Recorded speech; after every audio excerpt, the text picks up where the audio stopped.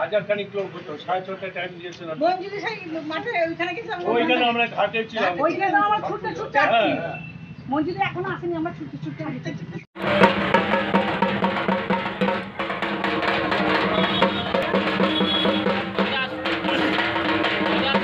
দাদা, আজকে ব্লক অফিসে জগদ্ধাত্রী পুজো উদ্বোধন করলেন, কি বলবেন? সঞ্জয় সব ব্যাপারে উদ্বোধন করল।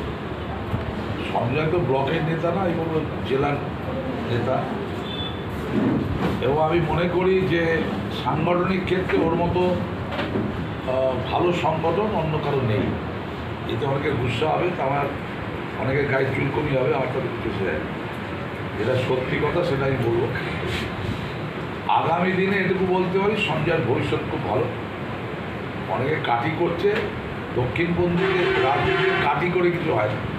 আমাদের তো অনেকে কাটি করেছে। রাজ্যের মুখ্যমন্ত্রীকে 8 বছর আমি রাজ্যের মন্ত্রী ছিলাম, ক্যাবিনেট মন্ত্রী।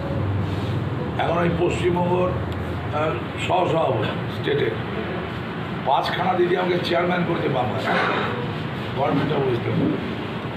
তো দিদির আশীর্বাদ যেখানে আছে, ঈশ্বরের কৃপা যেখানে আছে, সেখানে কে আছে। আর সঞ্জয়ের কাছে মা জগদ্ধাত্রী আছে, 12 বছরের করলো। আমি কিছুক্ষণ আগে বলছিলাম, তুই জগদ্ধাত্রী পুজো করছিস, তো ওইটা আটকাম। মা জগদ্ধাত্রীকে দেখে। আর সঞ্জয় সুখে দুঃখে বিপদে আপদে অন্য পার্টি অ্যাকশন করলে পাল্টা অ্যাকশন হবে, তখন তো এটাও বলে গেলাম। কী চাইলেন ঠাকুরের কাছে? ঠাকুরের কাছে আমি কি চাই? ঠাকুর আমায় সব দিয়েছে, আমি হ্যাপি।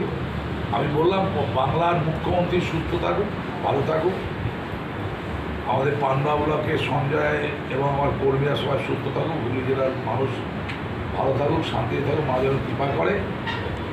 আর মমতা ব্যানার্জি আবার অনেকে বলছে হবে না,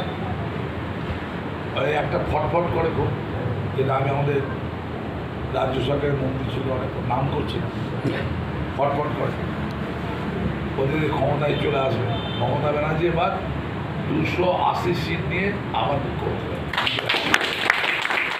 আমার এই জগদ্ধাত্রী পুজো প্রায় 14 বছর ধরে পদার্পণ করলো।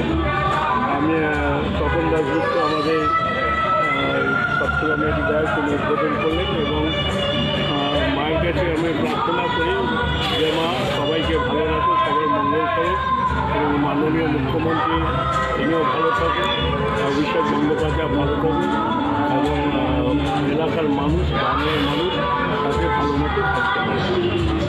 অনুষ্ঠানের পরে আর কি অনুষ্ঠান আছে? আজকে অনুষ্ঠান হলো, এরপরে আগামী কাল সপ্তমী পুজো হবে, আমাদের বাউল গান অনুষ্ঠান হবে। তারপর হচ্ছে অষ্টমীর দিন আমাদের চণ্ডীপাঠ হয়, প্রচুর বাইরের থেকে অনেক ব্রাহ্মণ আসেন, চণ্ডীপাঠ করেন, মহাচণ্ডীপাঠ। তারপর নবমীর দিন কুমারী পুজো হয়, তারপরে কুমারী পুজো হওয়ার পরে তারপরে আপনার মহাভোগ হয়। প্রায় 30 থেকে 35,000 লোক এই মহাভোগে অংশগ্রহণ করে, বিভিন্ন পাণ্ডু আর বলে না, বিভিন্ন জায়গা থেকে মহাভোগ নিতে আসে। আর রাত্রিবেলা আছে সাংস্কৃতিক অনুষ্ঠান, আমার মেয়েদের ও মহিলাদের কুইজ কন্টেস্ট।